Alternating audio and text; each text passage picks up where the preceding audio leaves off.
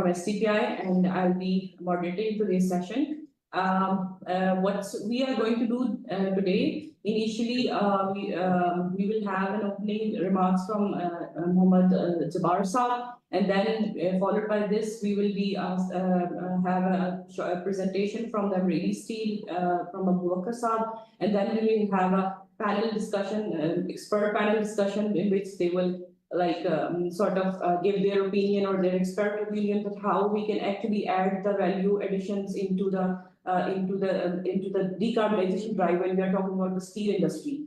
So before I officially introduce my experts panelists, I just wanted to give a brief overview that what we have done in the last year and what we are about to do in this year. So last year we started working on the hard-to-abate sector, especially when we're talking about the decarbonization. So we started with the cement industry and now cement industry, and we have actually look into the challenges they have when we're talking about the decarbonization, and most probably the economic challenges or the regulatory challenges they have. So what are the potential ways and what was the business case for the cement industry that when to switch towards the decarbonization drive. So this year we started with the steel industry. So for this we have experts from the industry, from the academia, from the international perspective as well. So today we will actually globally the production of crude steel accounts for 1.4 tons of CO2 per ton of steel produced, and in which the iron and steel manufacturing process utilizing blast and basic oxygen furnaces contributes to 95% of total GHG emissions in the steel value chain. The utilization of alternative fuels or techniques for the steel production in Pakistan is still in its very early phases, and it necessitates the collaboration between the public, private sector, and to facilitate its implementation. Particularly within the steel industry, and with a goal of simultaneously achieve affordability, environmental sustainability objectives. So under this backdrop, we are about exploring the actual carbon footprint of the steel industry in Pakistan, and to explore what are the viable pathways and technologies for reducing the CO2 emissions in the steel industry, steel production, and identify and exploring the frameworks and incentives to foster the decarbonization drive, and also what are the socio-economic implications of transforming low-carbon steel production methods in Pakistan, and finally how we could actually collaborate with the stakeholders, including the government bodies, academia, and civil society towards the decarbonization goals. For this, we have been joined by the experts Initially, we have joined by engineer Mohammad Abdul Jabbar Saab. He is the CEO of Kaim Automotive Manufacturing, and he has also another portfolio that he is a board of governors of STPI as well. And he brings over 3 decades of experience in engineering, industries, and power generation. And he holding key positions in various prestigious organizations, including small and medium enterprises, development authorities. Welcome you, sir. We have also been joined by Mr. Abu Bakr Ismail Saab.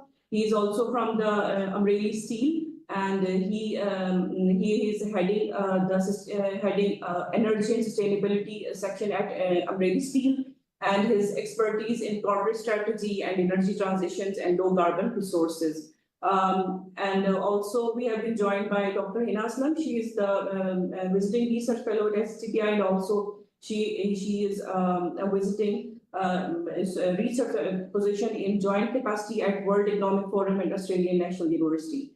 Finally, we have joined Ms. Uzma, Dr. Uzma Zia. She is bringing 2 decades of experience in collaboration with public sector, academia, and research institutions. She currently serves as a senior research economist at Pakistan Institute of Development Economics, and her expertise includes macroeconomics issues, trade, industrial organization, and policy and development concerns. At STPI, we have joined by Mr. Ahad Nazir. He is an associate research fellow at STPI, and also he's heading the Center for Private Sector Engagement. And we have also joined by Dr. Khalid Waleed, who is the research fellow at STPI. Before I officially start the discussion, I wanted to lay out some housekeeping rules.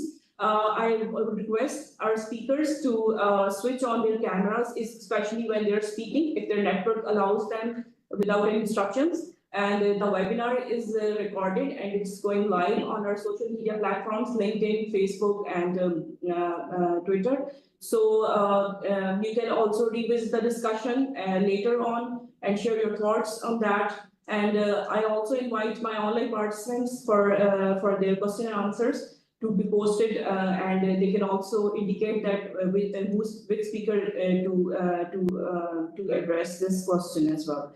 So with this, I would request Mr. Engineer Mohammad Jabbar for officially opening his remarks. Yes, over to you, sir. Thank you very much.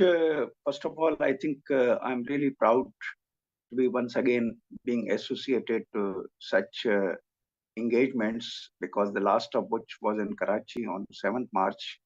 And since this subject has been very close to my heart, my mind, and to my obsession, I must say, in the course of my own experiences as director for many years in Pakistan Steel Mill, and later on becoming chairman of the Pakistan Steel Mill, and even I was working on the revamping of the whole structure and how to really take out the steel mill on the new path towards higher production.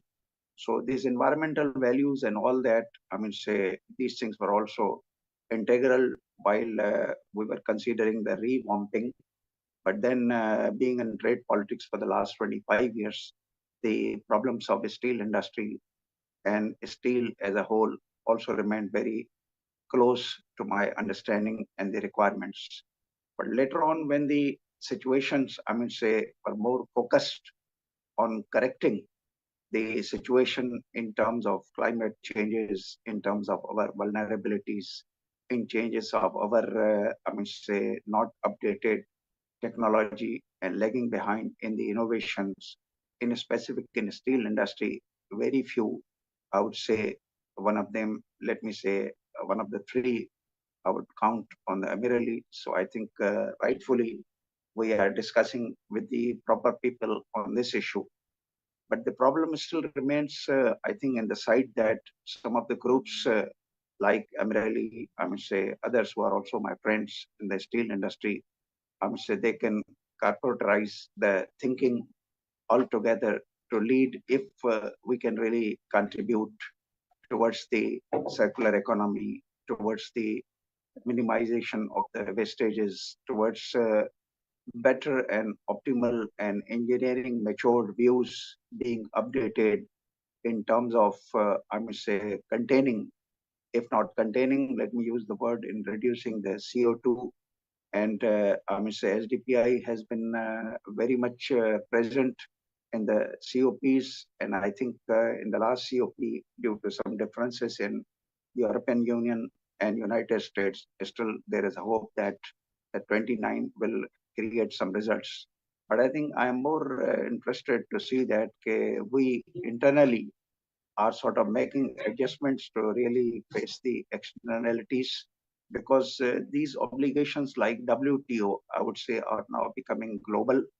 Very recently in the business sector, it was also felt that there will be a heat like many obligations we own in GSP plus. I mean, so with the EU, this environmental also problems with, I would say, create like technical barriers to the trade.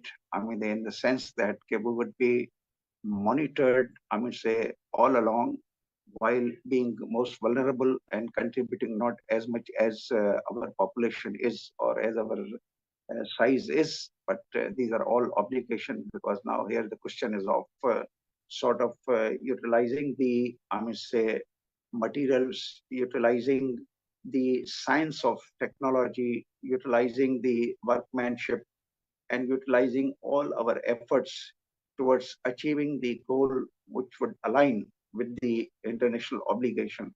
Sometimes I feel that when the WTO I was attending since 1995, a lot of interest, I thought this package would be an obligation for conducting the trade, international trade under the world trading rules.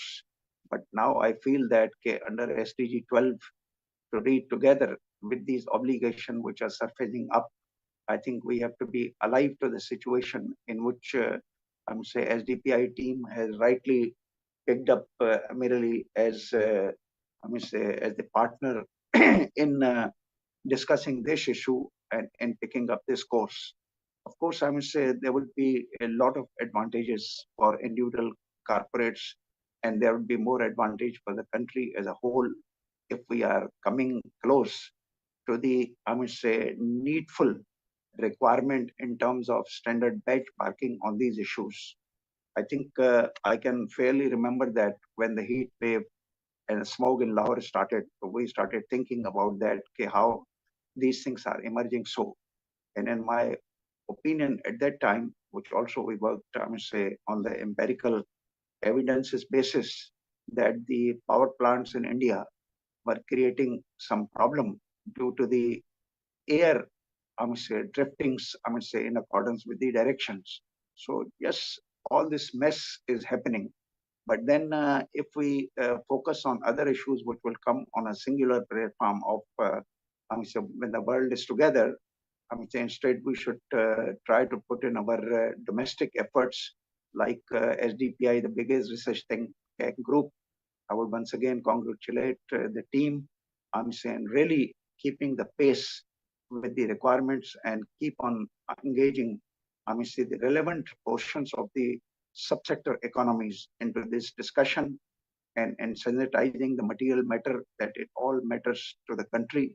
It does not matter to only one corporation, but then the singular droplets together always make an ocean, you see. That is what we have been learning in the English language, you see. And I think that's true for that.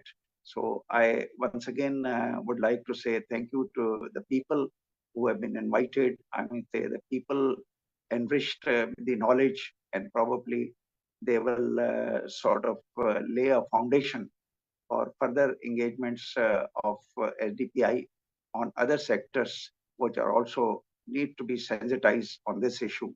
And let me once again say that I am so happy, and I am more happy whenever you people invite me to open or participate, I mean, say, in the discussion in whatever forum as a panelist, as a speaker. So I hope this kind of generosity will keep on being extended to me. So thank you to all of you. Thank you so much, Engineer Jabbar Sahab, for such an encouraging remarks. And we will definitely come to you after Abu Bakr Sahab presentation for your expert additions or suggestions for this respective topic. So now, with this, I would like to request Mr. Abu Bakr Sahab to officially present the charting the course of decarbonization drive in Pakistan steel industry. Yes, sir. Over to you. Ji, Assalamu alaikum. Hope I am audible.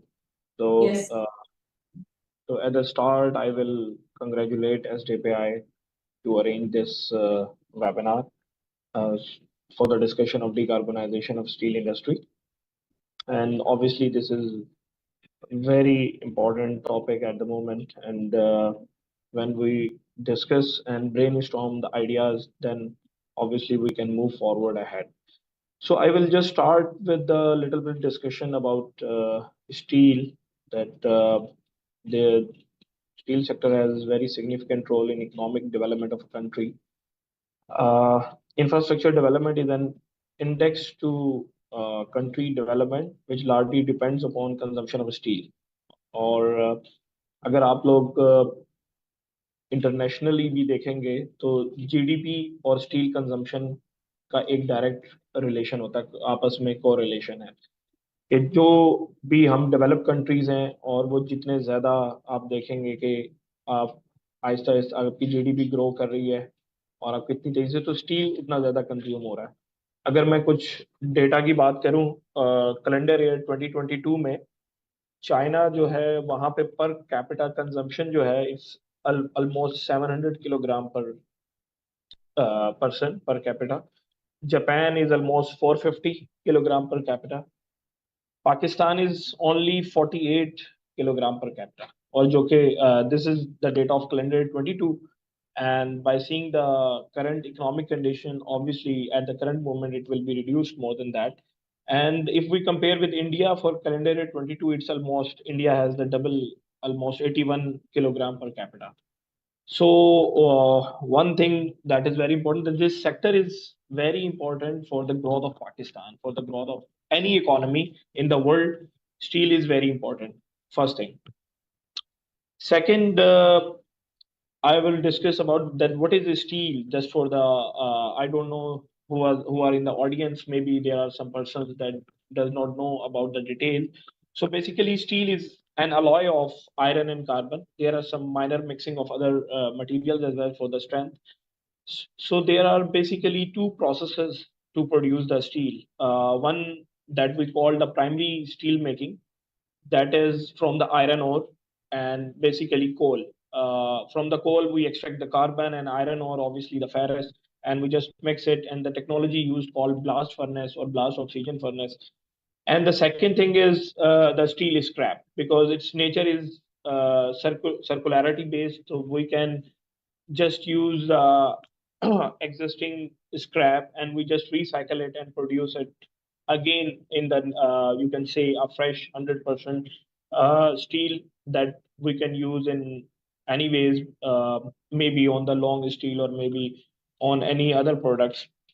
So the technology used in recycling is basically the electrical furnaces, and mostly used in the world is electric arc, but in Pakistan that is electric induction furnace. So in the world, if you go for the ratios, obviously blast furnace technology is leading, because today still world is producing more from the primary steel making rather than the recycling of steel.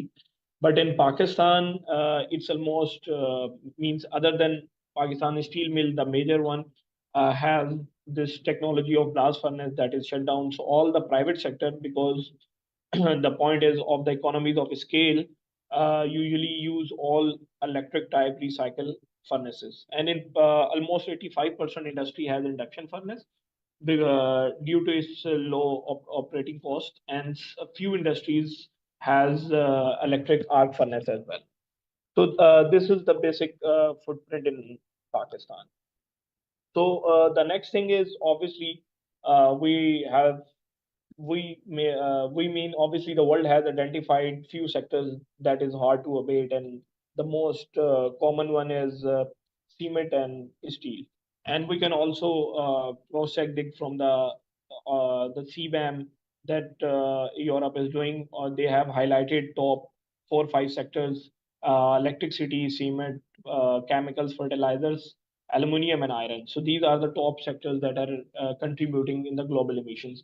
So if we see specifically for the steel industry, it's almost 7%. Steel industry contribution in the global emission is almost 7%, one of the biggest. So that I have told that there are two processes. So what are the carbon emissions intensity of the production? So the primary steel making, that is from iron ore and blast furnace, that is almost 1.91 tons per carbon dioxide of per ton steel production. And the other process that we seeing, the steel scrap one that we used for the recycling, its intensity is almost 0.35 to zero point 0.4 carbon dioxide tons per ton of steel. That is almost, if you go towards the recycling of steel, you can save almost 1.5 tons of carbon dioxide per ton of steel production. So this is the basic difference. So the very first thing that with respect to private sector, especially in Pakistan, I must say that all the industry, all private industry is using the recycle technology. So we are already avoiding this 1.5 tons of carbon dioxide per ton of steel production as compared to the primary steel making process. So, but still, obviously, we have to reduce this further, and there is opportunities in the world, especially the CBAM. I must say that maybe there are options that in future we can move towards export of steel as well, because at the currently, if I say there are top four, um, you can say per production and consumption countries, same China, India, US, and Japan, or China is the major exporter, the lead exporter to the EU.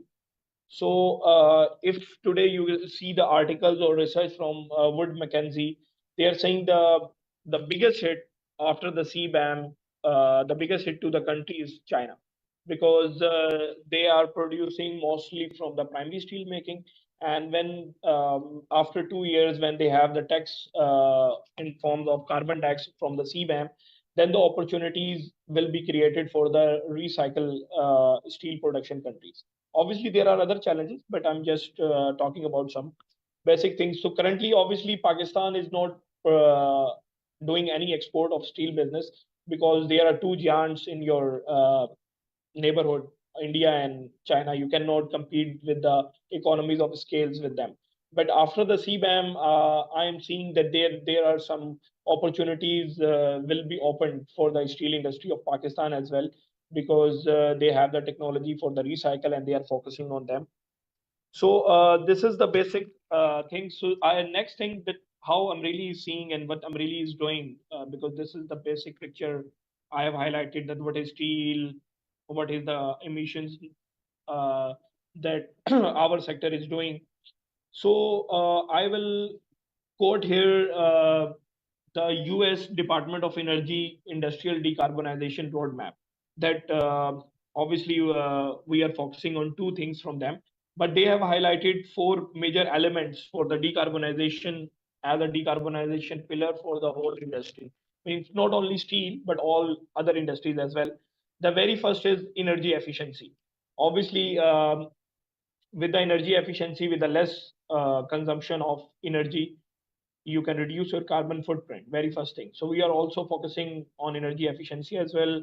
Our teams every time they are doing R&D internally, and we have, means you can say, for the every minor processes we are monitoring our energy. We have the SCADA systems, so we always encourage internally to our teams. There are some internal mechanisms of you can say giving some bonuses or things to the our manpower, that what the ideas they are coming with, some different ideas that can save you maybe some energy, maybe some water, maybe some any other things.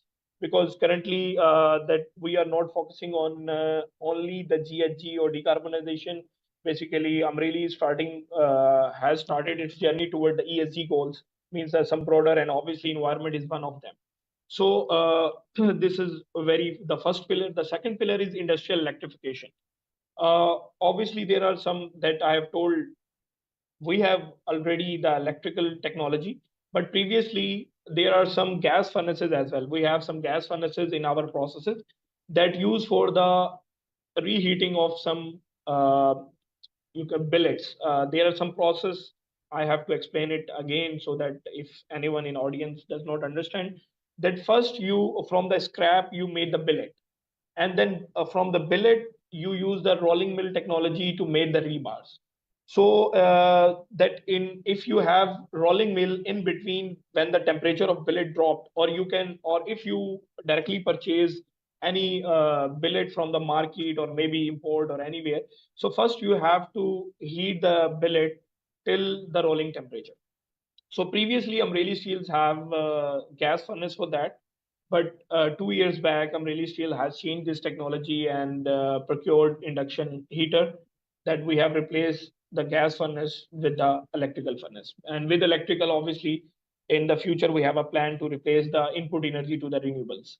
So this is the second pillar that contributes to other industries as well. The third one is low carbon fuels, feedstocks, and energy sources. Obviously, in that you have the most alternative fuels. Maybe we are focusing on renewables, wind and solar, but there are other options as well, and some, you can say, biomass as well.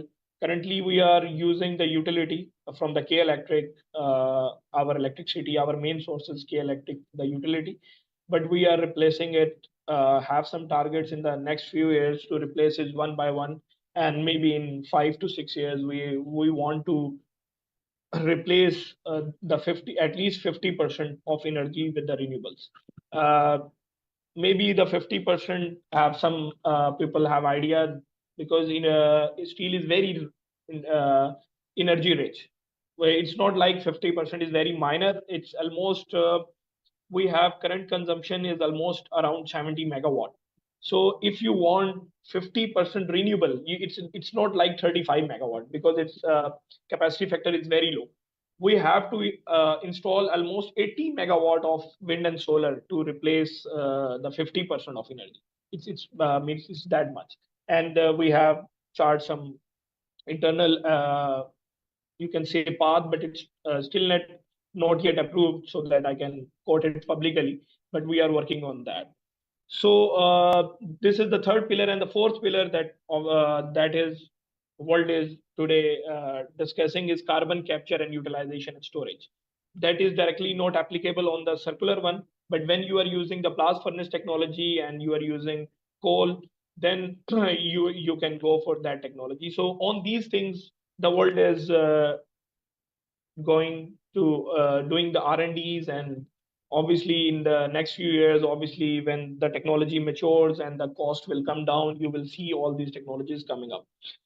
So these are the basic things that I am talking about. So next thing, what Amreli first step we have internally, we have done with our scope 1 and 2 emissions calculations, and we have done with some charts. And then we have, in the last 2 years, we have installed 7 megawatt of solar that has reduced 4% of our emissions.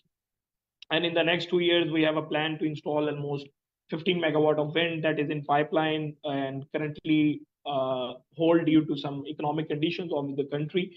And that will replace, in the next 3 years, we have a target to replace almost 16%.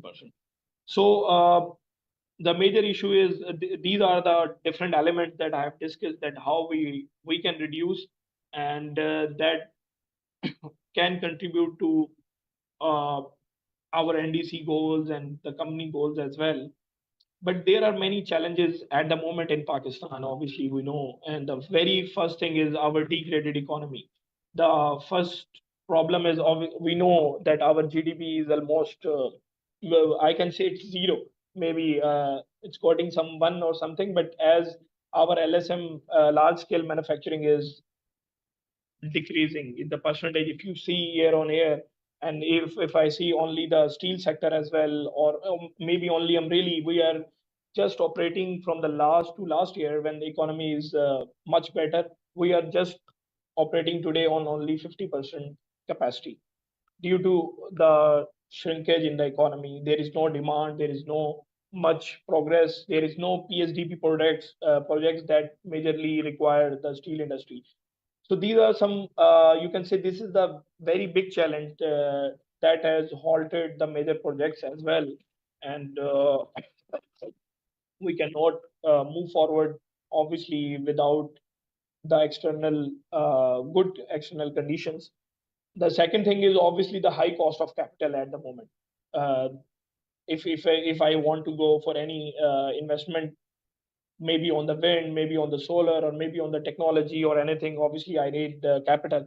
And currently its cost is very high. And we, for every business, maybe I say for the capital, or maybe for the running of any business, this has to be low in next few years, so that GDP numbers can be grown.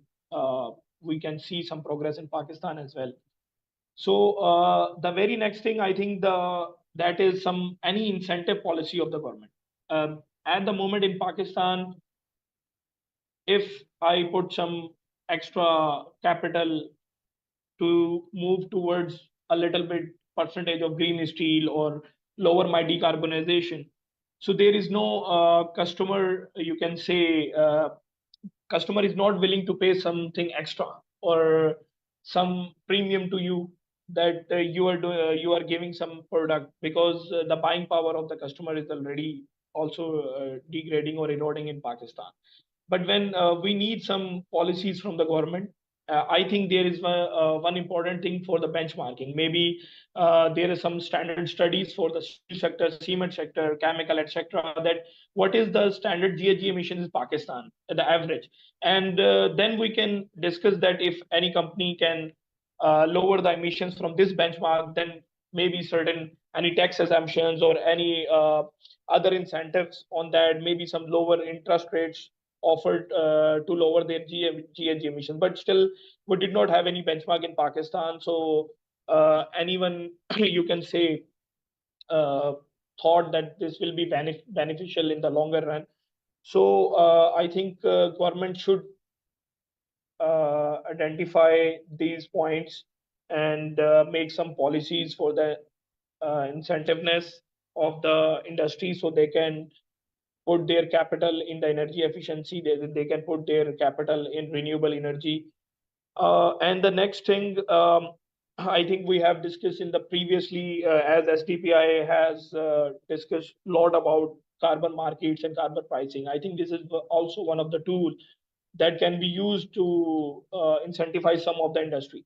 Because in Pakistan, as I am not exporting, so there is no direct binding on me with respect to CBAM on any other thing, but there are certain export sectors. So maybe there is some opportunity in Pakistan that industry like me can put some plants, I can generate some credits, and I sell to those companies that can have the obligation from the export countries from their customers. So by this can be incentivized as well. This can encourage the industry that can put more renewable energy plants and like this, these things, or maybe any newer technology as well. So the very next thing also, Amreli, is focusing on circular economy, not on steel, as we are already doing. So in process, we have already, our water is 100% recycled in our process. But now we are focusing in other usage of water as well, that in future we are targeting to make it circular as well. So these are the basic insights I have to share with you guys. So if anyone have any question, we can discuss it further. Thank you. Yes, thank you very much, Bakar Saab, and thanks for highlighting what Amreli Steel is actually doing. You have highlighted that you are working on scope 1 and 2 emissions, and you have also deployed some of the solar plants, and you have also reduced 4% of emissions. And also you have highlighted that there are no PSTP projects for the steel industry in Pakistan, and the government should make incentivize policies for the steel industry especially, and also to work on the capital side of the energy efficiency and renewable projects. And also we are working on the carbon markets in STPI as well. So you also have highlighted that how we can actually tap into the potential of carbon border adjustment mechanism to incentivize the hard-to-abate sectors in Pakistan. So this is one of the also the core area that Pakistan should look into.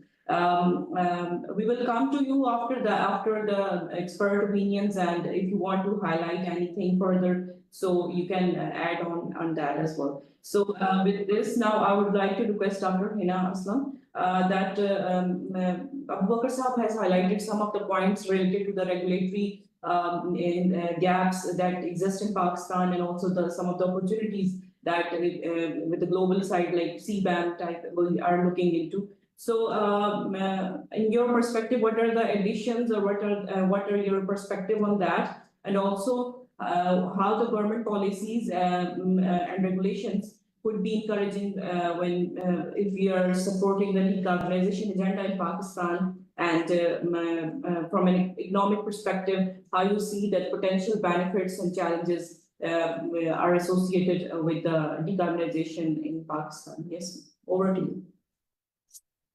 Can you hear me? Sorry, is it me or Uzma? Okay, I don't know. Saliha, is it me Is it or me Uzma or first? Hena? It's Dr. Hina. Okay. Sorry. Apologies. Yeah. So can you hear me? Can you hear me all right? Am I audible? Yeah. Yes, Yeah. ma'am, All please right. continue. Sure. Thank you so much, Saliha. Thank you so much, STPI. I'm very glad to see that this decarbonization agenda has gone beyond the cement sector now and focusing on to other hard to abate sectors like steel, which is really relevant in this time where the decarbonization carries a huge importance, be it be combating climate change, be it be the market competitiveness in the world. And that's where the regulations come in. And that's where I think Ibrahim Saab touched really well, that the major incentives are the framework that is required by the government and the policies are crucial in this stage where the industries in Pakistan have to compete in the world or have an opportunity in the light of CBAM or in the light of other trade-related climate policies, as well as the challenges that it comes along with it. I would not like to go into another details of why we are talking about steel decarbonization, already been covered by yourself, Saliha, and also Abdullah Sir. I would like to quickly just jump on to where when we talk about regulations, they are really big and significant role that the standards and certifications are playing. And that's where we are looking into the awareness around the embedded emissions in the products. And there needs to be much progress needs to be made. When we look at the regulatory landscape, we see proliferation of standards. We see numerous policies and regulations and initiatives driving this ambition, be it be to kind of create an opportunity to comply to those regulations, but at the same time bringing a lot of complexity for the industries, creating a lot of burden on the industries to comply to so many out there, causing confusion, causing extra investment, extra resources that needs to be utilized. And on the other side, a lot of room for greenwashing, right? So when we look at the global landscape, and just I'm talking about the steel industry, there are more than 100 schemes out there which are in the market, be made by industry associations, made by different CSOs, NGOs, or partnerships, or many other driving forces. But at the end of the day, we really need to assess whether we need a harmonized framework to be able to stay consistent with the methodologies that are being offered in different standards and protocols, or do we need it to be compatible with different specific country context, like in terms of different parameters and indicators that are suitable, just like we say, economic perspective. So in that perspective, the regulations could play a really important role in driving and creating a harmonized framework and incentivizing the industry to comply to that single framework, having a standardized approach to calculating those emissions, supply one, scope 1, 2, 3, and also the ESG regulations, and create like an enabling environment.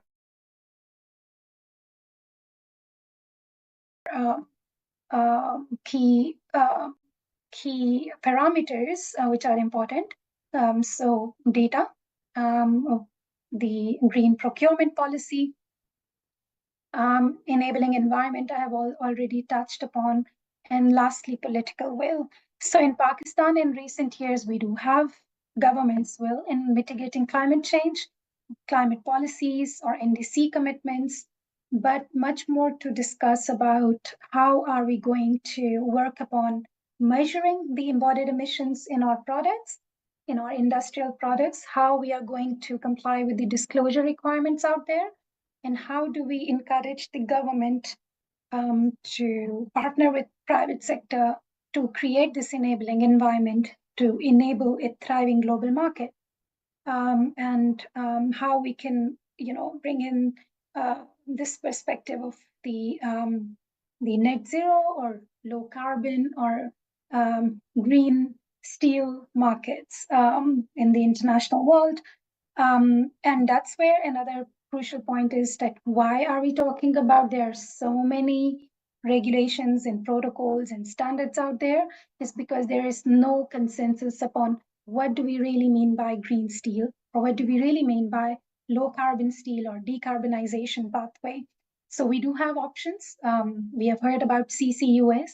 We are hearing about a lot of hydrogen, but we really need to think about how do we practically see it from the economic perspective, from the finance and the investment perspective, and how can we see it bringing down in the situation of Pakistan or any other, these developing countries like Pakistan, where there's a challenge to expect realistically the foreign direct investments and technology transfers across these sectors. Also, we are talking about some of the technological perspective of simply starting from switching from blast furnace to electric. But here comes a question of, again, and you guys are working extensively upon the potential of renewables, but to what extent are we seeing this acceleration of renewables in Pakistan and scalability and reliability of these technologies to assure reliable, continuous, and affordable power to drive this industrial transformation? We are very rich in, we have heard about the potential of the circular economy, and that's where we do see that Pakistan already has this advantage that it relies more on the scrap and on the secondary sources. But then it again comes on to how are we measuring those emissions? Because when we have to comply to the disclosure reporting requirements domestically and internationally, we have to make sure that how that accounting is happening. And in the world, there is no standard of circularity being implemented. It's all under discussion, under developed. So it's again causing a lot of confusion in the industry. It's creating a lot of confusion with the decision makers and the governments, like how to make that. So what is being done on the international level? There are various initiatives which are going on. So to name a few, there's a Steel Zero initiative, First Movers Coalition of World Economic Forum, Industrial Decarbonization Initiative by the UNIDO, Pathfinder by WPCST, Comet Framework, who have tried to develop these harmonized frameworks to provide guidance to come up with a solution. But again, they are yet to resolve so many other questions out there. And just like one of the example of accounting for scraps or accounting for co-products in these emission boundaries and all those technicalities in measuring the accurate and reliable data on the embedded emissions is really crucial. And with the CBAM or with the any other trade-related climate policies, these will play a crucial role. So what we need to do is in Pakistan and all over the world, especially in the context of Pakistan, here we are talking, there's a lot to be capacity building activities happening in emission measurement, reporting, and verification. And how does that happen?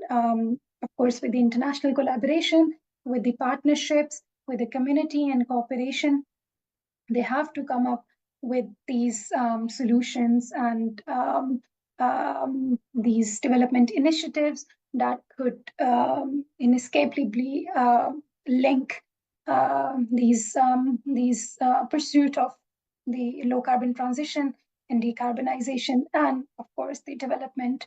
One thing is very clear that yes, we do hear like a very scary statement like without action, steel making will consume half of the total remaining 1.5 degrees carbon budget by 2050. And that is a statement that gives a really bad outlook.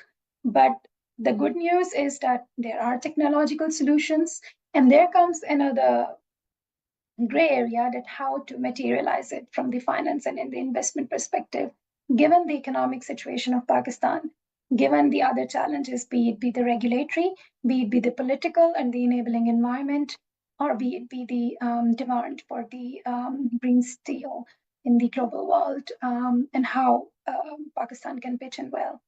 So these are, I think, some of the added points that I could add in. I don't want to repeat more of the points that have already been covered, but I'm happy to answer any of the questions related to that. And I'm also engaged to further in the study. So please feel free to reach out, and happy to take this discussion forward. Thank you. I'm at the verge of opening my fast, so mind my voice. I'll be fine in an hour. Thank you. Yes, thank you so much, Dr. Hina, and especially you have highlighted the international practices which are currently being utilized or currently operational in the steel industries, and you also highlighted the CBAM is an opportunity for the Pakistan, and circular economy is also an option, but we are also missing the emissions profile in the circular when we are talking about the circularity. So if Mr. Abubakar wanted to add on or reply to that, we will come to you after Ms. Uzma. So Ms. Uzma, you have like put down a very good report on the steel sector landscape in Pakistan. If you wanted to like highlight some, what are the recommendations you have highlighted in that, and also how do you see that small and medium-sized steel industries challenges in Pakistan is currently being faced, and how these decarbonization strategies being implemented in Pakistan steel industry despite the presence of numerous regulatory authorities in Pakistan? Yes, over to you, ma'am. Thank you so much, SDPI, for involving me in this useful seminar. I must start, you will get an economist view from my side. I must start that steel industry is, of course, very important industry of Pakistan, and it's contributing something in our very major sectors. So if you talk about the problems of the industry, the first problem, I think, is the problem of the working capital. Mr. Abubakar has also highlighted this problem, that there is a capital and financing issues. And if someone has to start the business and they are or they are already working there, they of course need some finances. And in Pakistan, cost of doing business is so high that even and our interest rate is so high that it's very difficult for the industry to survive in those liabilities. And then the industry is also having some issues and problems like there is, for example, capacity issues are also there, because when they don't have finances, of course, the capacity issues will arise. Everything has to be dealt in the same way. That the research and development is not enough, I think. And for example, especially for SMEs, it's quite difficult to survive in the industry. The operational capacity is affected. And what I studied, there were some issues like the obsolete technology was used in the industry. And this was also highlighted by Mr. Abubakar, that the technology issues are there. Then some other things are that we can see that now this is the time of digitalization, and many things can be done at their own. For example, you are sitting in Pakistan and you can do different types of trainings, also highlighted by Hina, and there are a lot of options where we can take the examples from other countries also. China is doing very well in omitting the carbon emissions. And especially what I want to highlight is that Pakistan's industry should be a part of international accords, like different agreements. They should be a part, and we should try to do those agreements. For example, I think Pakistan is the signatory of the Paris Agreement, and but the other international standards should be followed. And the quality is also a problem if we talk about the SMEs. So when they are having some troubles, of course, there are some troubles from the regulatory side also.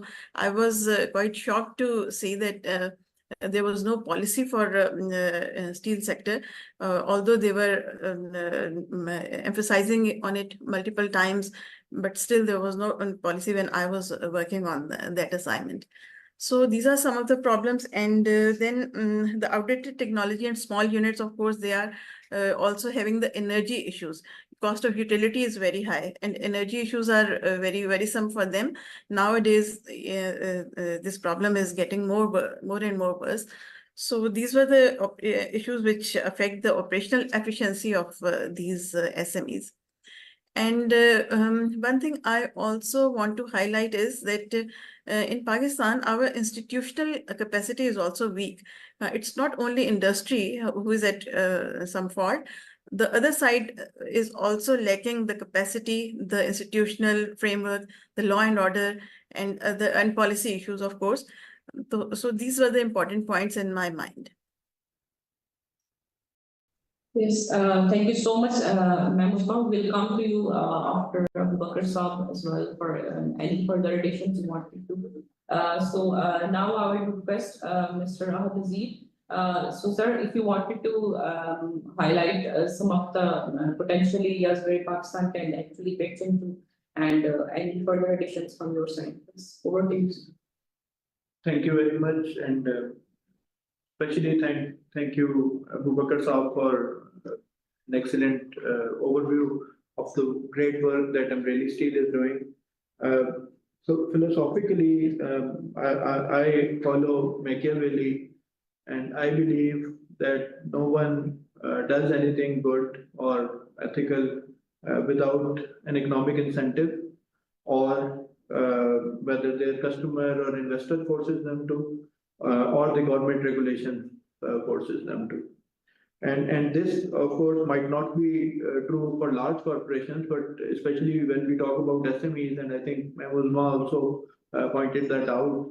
When we are discussing SMEs, that automatically becomes very important, that the government intervention as well as the intervention from the customers can really help. And we have seen this in the textile sector as well. The other point that I wanted to allude was that because decarbonization, of course, is a two-pronged thing. For sectors such as steel, and of course we did a similar study on cement previously, the decarbonization of the process as well as the product is important. So the focus should not shift either to the product or the process, because the implications of the product are beyond the process phase.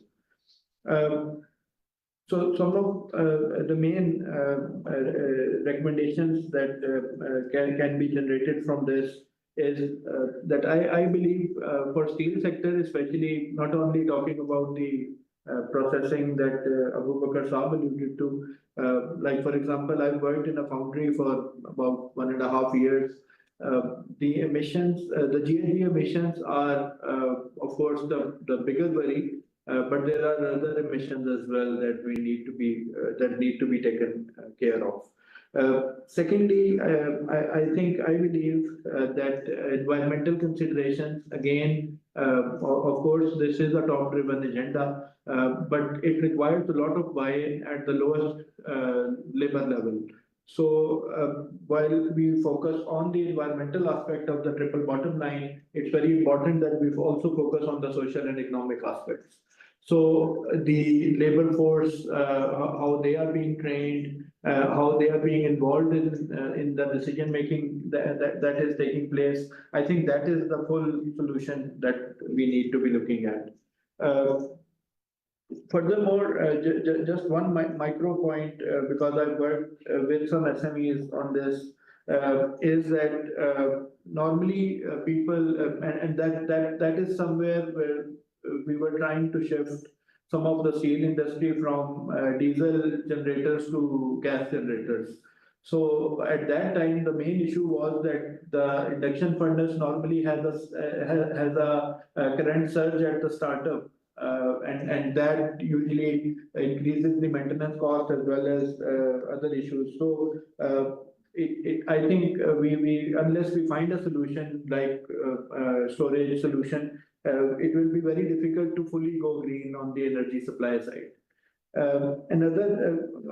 So just to I think conclude, I would like to focus that we as economists, as students of business, we need to create that economic case, not only for big organizations, but also for the smaller ones. And secondly, I think government has a lot to do in this regard. And I think Abu Bakr Saab also made an intervention on that, and Ms. Uzma also. And third, I think, and the most important aspect is the awareness raising part, because we have, I think, around 300,000 people working in the steel industry of Pakistan. So it's very important that the business associations like the Large Steel Manufacturers Association and the other associations to play their role in terms of awareness raising. So thank you very much. Yes, thank you so much, Mr. Ahmadji. I would request Mr. Abu Bakr Saab if he wanted to respond to. Okay, I think Dr. Hina has raised hand. Yes, ma'am, if you wanted to highlight something. No, I just wanted to add one of the suggestion related to what Ahad just mentioned. So here we are talking about the role of partnerships.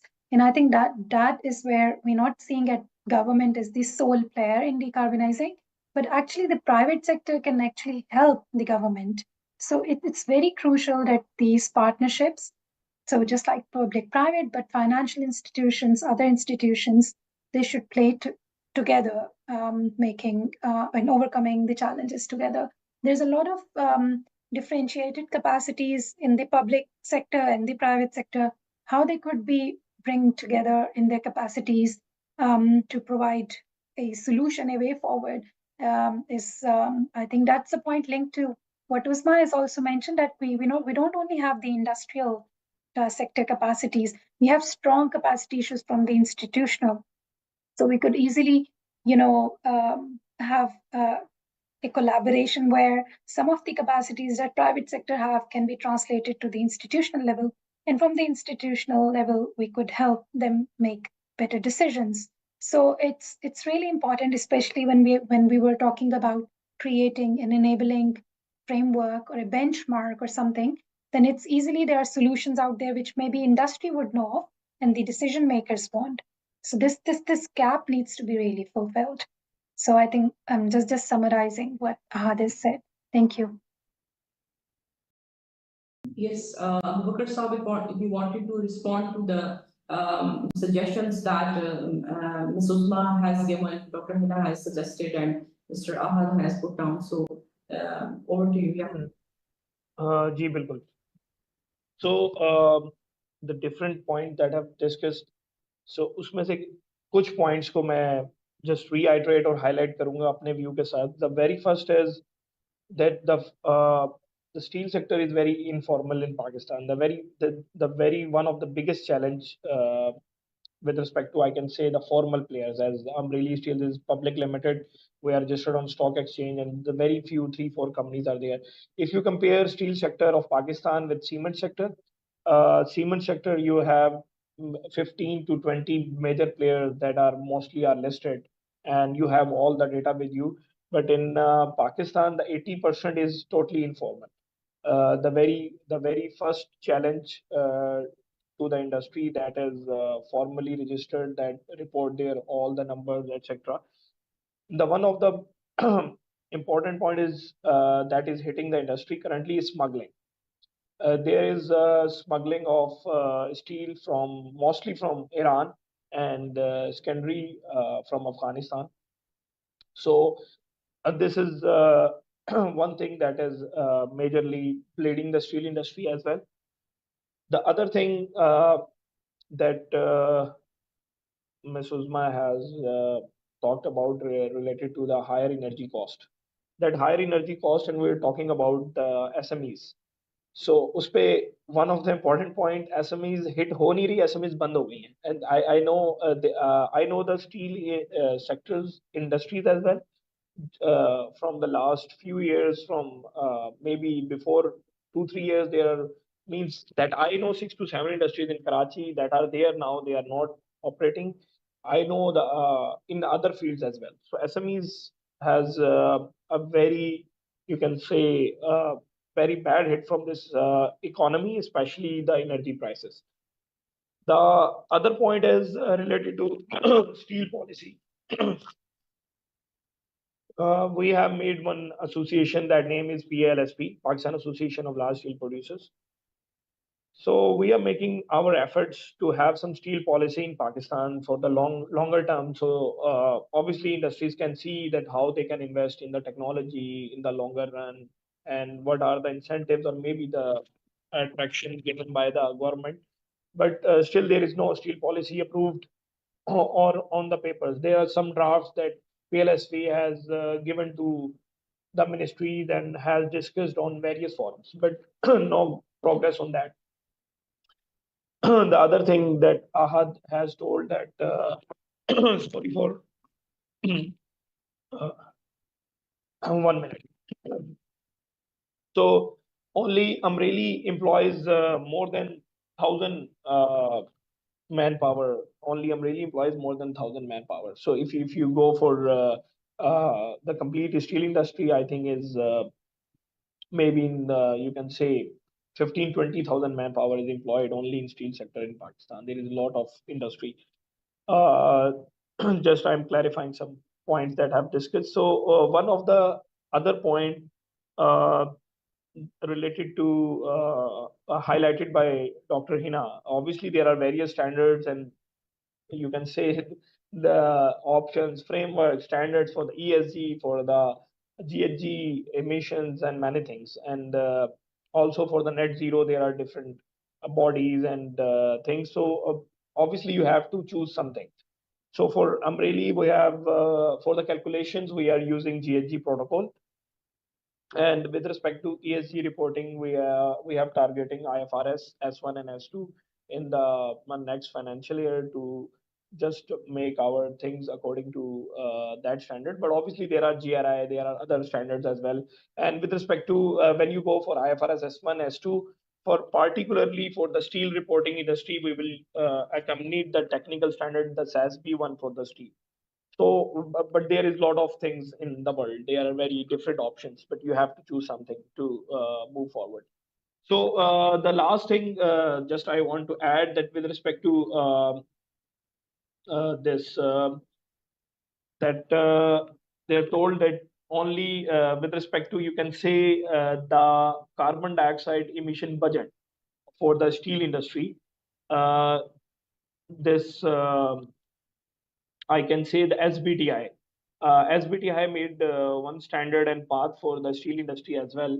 And by 2050, what they have drawn that there's total carbon budget of 55 gigaton of carbon dioxide equivalent for the steel industry.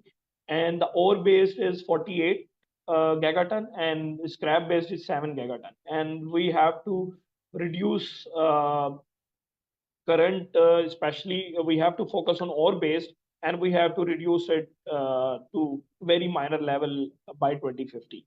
The major focus is on ore based. So how you can use it? One path is obviously recycle.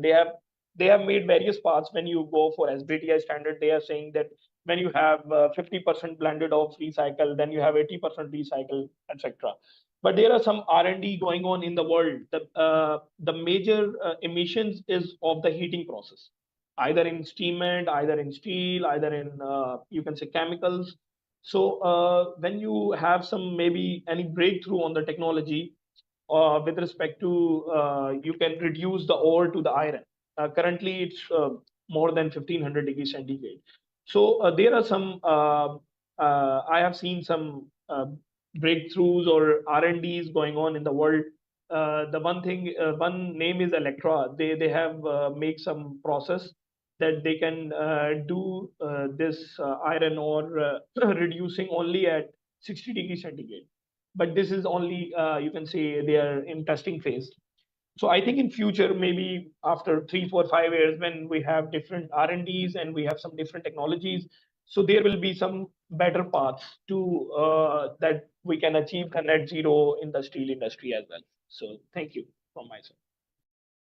Yes, thank you very much, Bakar Saab. Now I will request Engineer Mohammed Jawar Saab if he wanted to add something or highlight some interventions that our experts have spoken.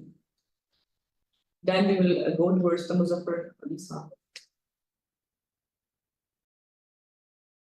Yes, over to you, Jawar Saab. Sir. Ji.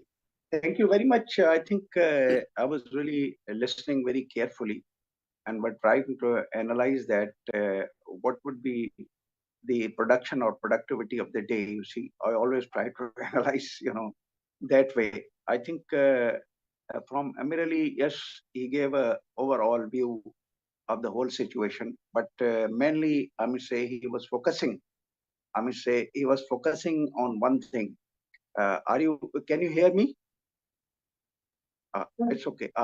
So he was focusing on one thing, I mean, say, reducing the cost of production, in which he took a few, I mean, say, for example, rounds on sort of putting renewables, you see. But then in the renewables, he had also intents to show that in a way, I mean, say, decarbonization also is playing its role, I mean, say, when you go on the renewables. But the problem is that I think first and foremost, appearance on the face of economics is that shifting from K Electric, which is the highest utility company in Pakistan, I mean, say, I would not go into details, but we have been conducting seminars on that. But then the problem again is that on the steel industry, what I personally know, I mean, say, I've been also taking a lot of interest in understanding. We have all the, I would say, very outdated type of, I mean, say, industries in the SME.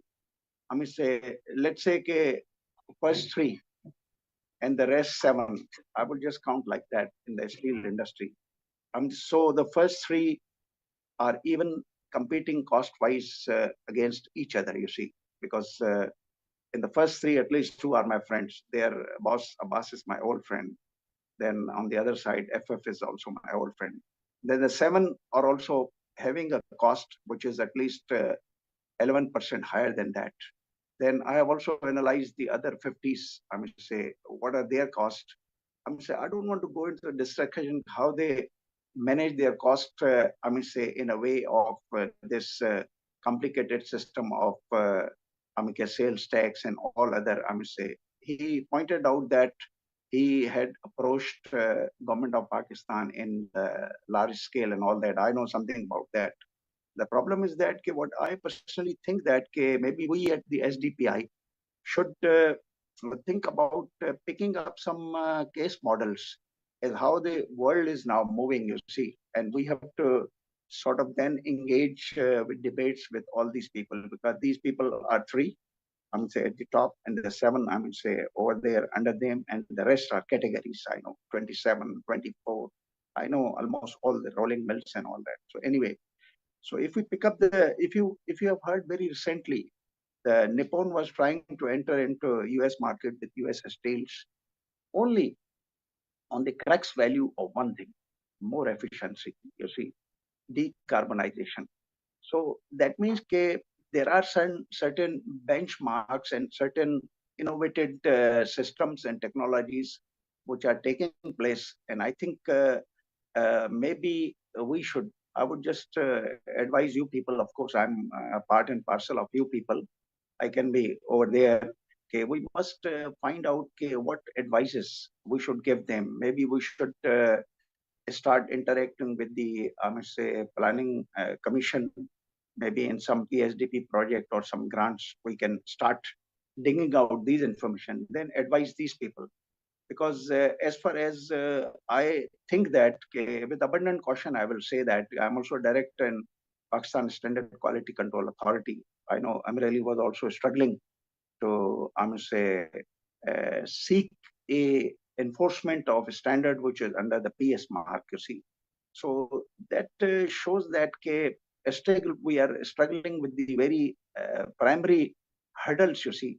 We have to advise our industry that the national objective aligns with the global objectives, because we are gradually, I mean, say, all the trade will have to be conducted under the political economy of world trading routes. So probably that would be the cause. And even the, for example, a company like Amreli is working at 50%. Maybe I have heard even less than that. But I was discussing with their bosses also. So in this situation, R&D and their, masterpiece working on this decarbonization, especially when we are not exporting steel. Let me also tell you, see, maybe some MEDUPs we are exporting.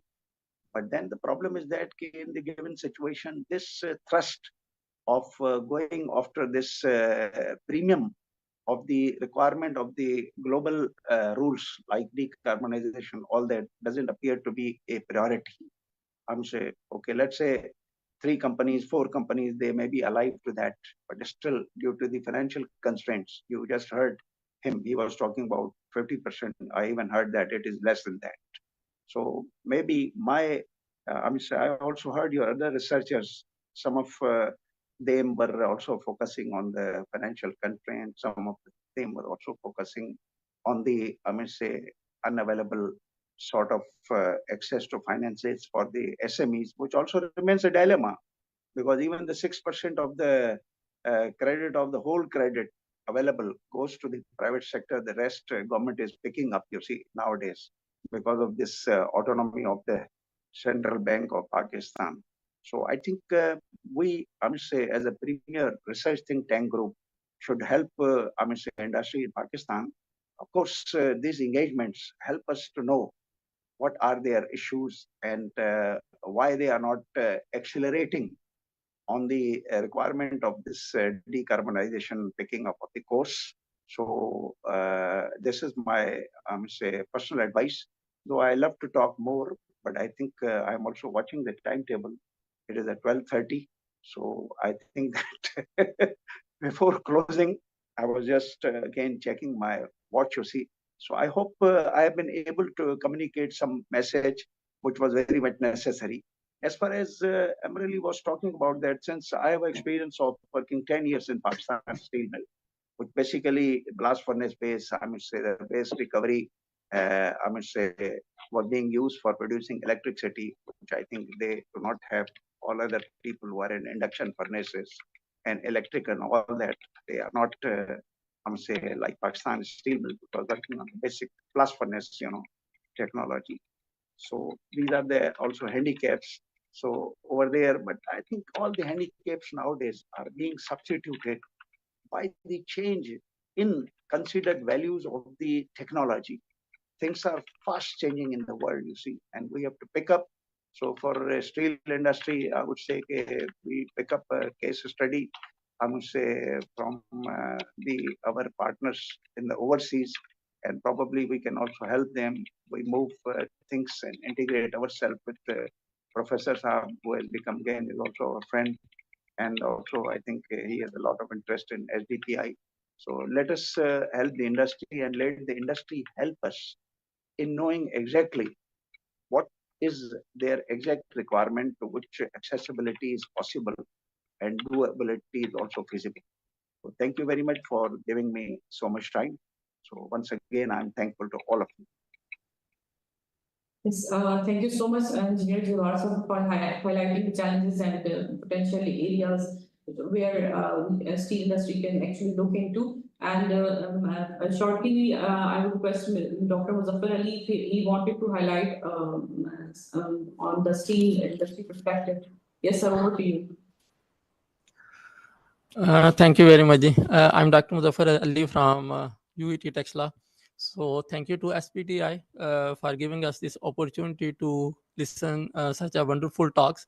Especially, I would like to say that Abu Bakr, he has precisely, I think, highlighted so many things about decarbonization.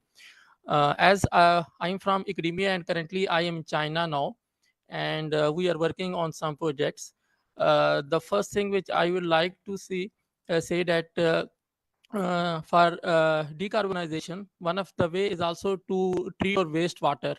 So I would like to know that what kind of wastewater we have from the steel industry, and because there's a project in which we are working to converting the wastewater into a green hydrogen. So, as Sir Jabbar mentioned that we have to do some kind of research work, and as far as the finance are concerned, there are so many opportunities in terms of international funded research projects that we can take our industry and we can apply appropriate technologies for green hydrogen generation, because the whole world is moving towards the green hydrogen as well, along with the solar and the wind. And as far as the key challenge in the hydrogen is concerned is about its transportation, but as far as its local generation is concerned and its utilization for a heating purpose is concerned, it is a very viable solution, and so many industries, they are moving towards that. So I would like to know some details about the wastewater from the steel industry. And at the last, I would like to highlight that sometimes, as Jabbar Sahab said, that we have to work together. And being from academia, what I observed that whenever we apply for a research project, for international research project, and we try to contact to a certain industry to get a feedback or a true picture of their problem, but so many people, they are reluctant. Even I am trying to submit a project and I try to interact with the ceramic industry or a textile industry to give me some data about the wastewater, but they were highly reluctant, and they were saying, no, we cannot show what kind of problem we face or what kind of wastewater we have. There will be some stickiness on us and there will be some problems for us. So I would like to say that SPDI can provide us a platform where the person from academia can interact with the industry, so that we can have a true picture of the problem and we can give a true solution. And the most important thing is implementation as well. So opportunities are there, but the most important thing that we need to work together. Thank you. Thank you so much, Muzaffar Saab. And we are just have some couple of minutes. So if Bakr Saab or Ma'am Usman, if you wanted to add something to the agenda, yeah. If no, so we could like. Okay, yes, Ma'am Usman, over to you. Mr. Muzaffar has rightly pointed out that we have to work together. Let me tell you that policies work in interaction. There should be harmonization of the policies. And if you don't have steel industry policy, but we have the industrial policy, but the climate policy should be there at the same time. You should sit with the climate experts, you should sit with the investment experts, you should sit with the research and development people, and also you have mentioned the quality control. All should be on board, and the policies will work in harmonization, not in isolation. There will be nothing we can find. And in response of the other question of data, yes, data is a problem. Mostly people don't give data very easily. In Pakistan, although now there is some research culture is growing, but people have some fears about sharing the data and this type of things. So we can do some other ways. For example, we can collect data qualitatively and we can talk to some people. This type of solution can be done. Thank you. Thank you so much. Bakar Saab, if you wanted to respond to what Muzaffar Saab has highlighted. Just last point that in steel industry we use water for only the cooling purpose. It's only when you obviously it's rolling and you have a very high temperature at the start, and with the you can say with the process it's you can reduce it in a certain time frame, not immediately. So just water is used for the cooling purpose, and as Amreli, we just collect that water again in a pond, and then we recycle it, refine it, and then again use in the process. And with respect to data, obviously, if someone is serious and doing some background work, have some background work that they have already done, we have really previously have some NDAs with some you can say universities in Karachi, and have done a few projects with them as well. And with respect to data, I think when you offer a lot of internships and visits and many things, so your data are already open. Many data are open, but the Saab is right. Obviously, the many industries that doesn't want to share their data as well. Even Amreli has shared their data with respect to some think tanks. Researchers have worked. I think there is some USAID based research that has they are doing related to carbon emissions of different industries. We have volunteer in that as well. So I can say that if any expert or university have done some work in any field and then want to have any collaboration, then NDA can be signed and we can proceed. The major people have fear that some if usually in the industrial bed, if you share some internal data and then they can share with that other industries. So this is the basic concern of any industry. Thank you. Yes, thank you so much. I think Dr. Hina has also raised his hand. Yes, ma'am. You wanted to add on? Yeah, just my last 2 cents in terms of data availability and industries being reluctant. So it's a common phenomena, I mean, everywhere. That's where I think when we're talking about the role of government, while we're talking about the role of different institutions come in. So there are different mechanisms where it could be incentivized, the problem could be solved for the industry, and it could be a win-win situation for both the researchers and for the industries. So, such kind of research programs or mechanisms where it could provide a platform for the industries to come forward, bring a challenge, and researchers to come up with a solution. That's where it's more promising. But right now, what we are seeing is academia completely working on a different side and not particularly looking into what are the practical problems. So that's where I think the government or the research bodies come in to foster such relationship and bring in a lot of work. One example I would like to propose here is the recent project that I've started working is the Australian government and 4 steel companies and cement companies in Australia.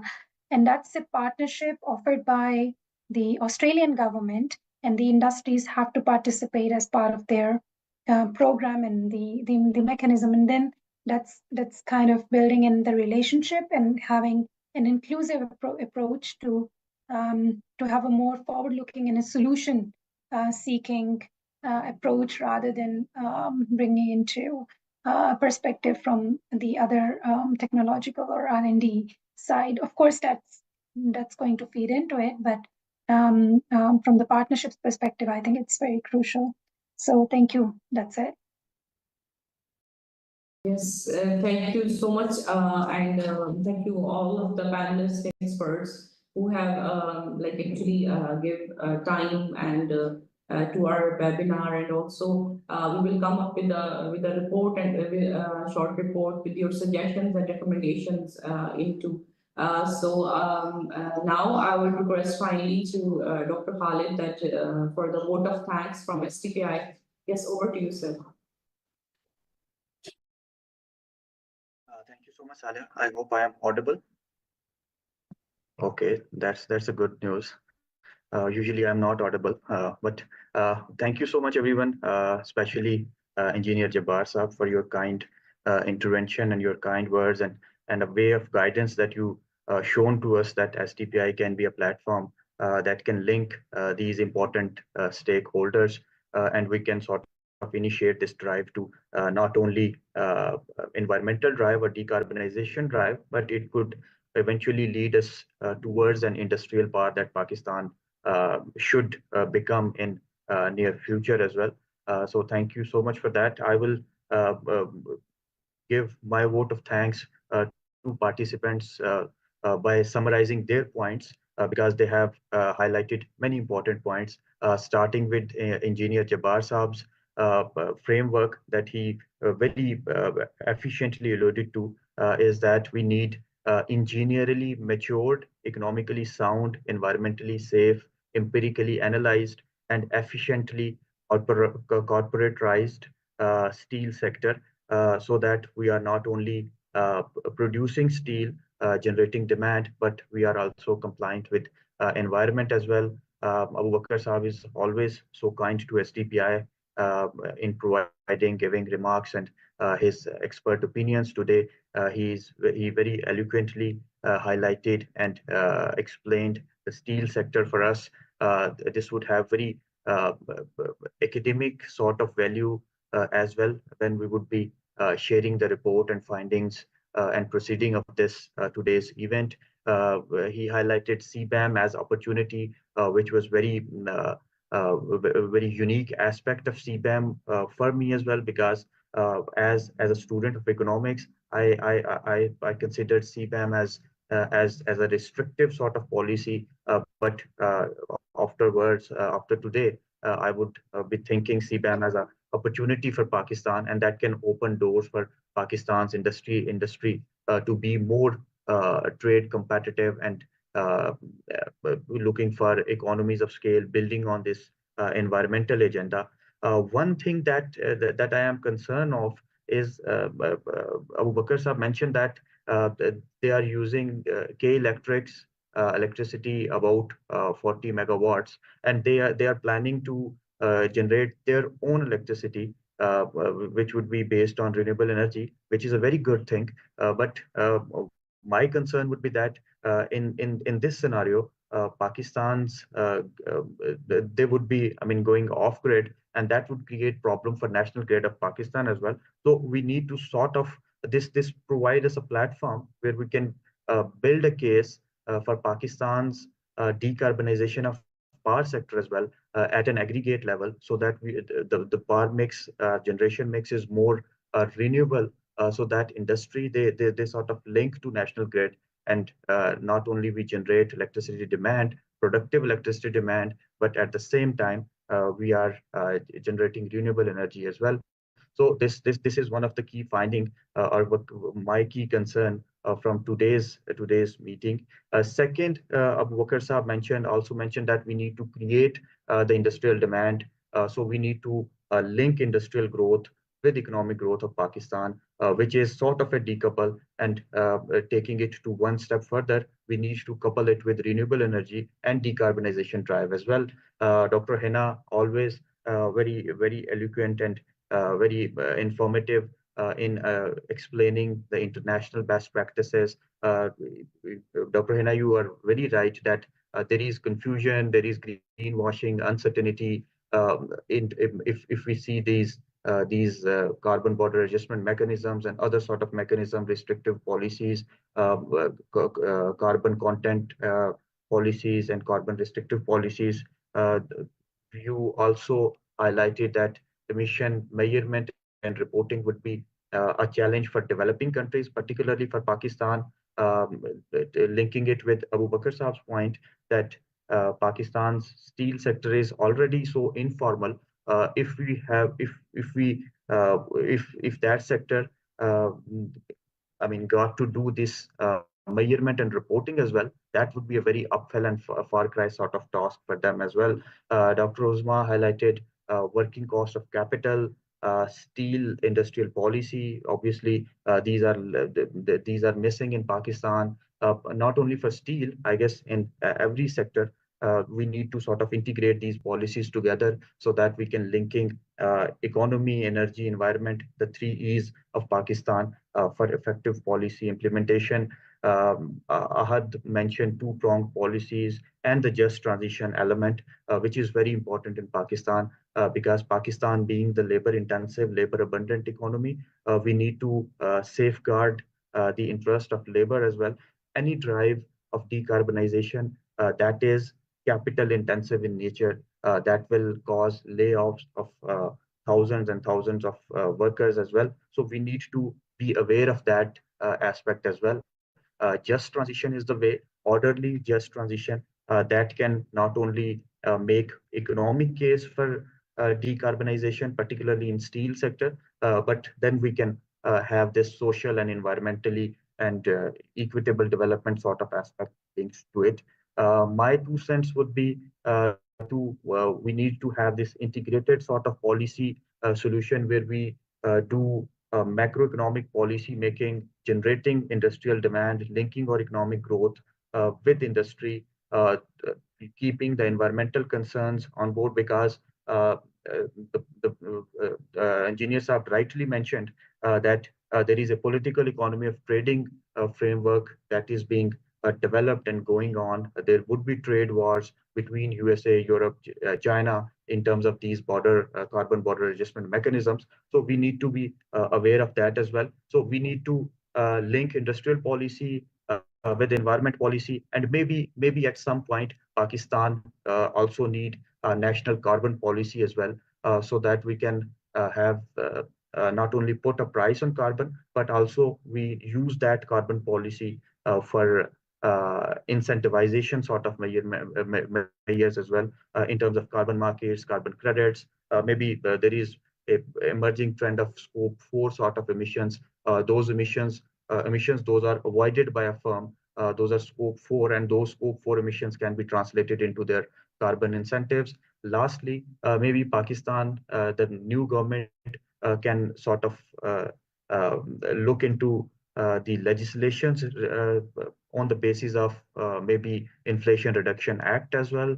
Maybe tax credits can be given to firms that those are investing in these sustainable practices. So just to conclude it here, we need integrated policy, not working in the silos, but we need to sort of use our expertise developed in the silos and sort of collaborate industry, academia, policy, and then learning from the best practices all around the world, and then implementing into our particular local context. So with this, thank you so much, everyone, particularly our audience, for joining us. I am not concluding this because this debate cannot be concluded. We would be keep on adding to this debate and conveying it to the relevant stakeholders. Thank you so much. Back to you, Saleh. Thank you so much, and we will definitely get back to you with such webinars in future as well. So thank you for your time, everyone, and thank you so much. Have a good day. Thank you. Thank you so much.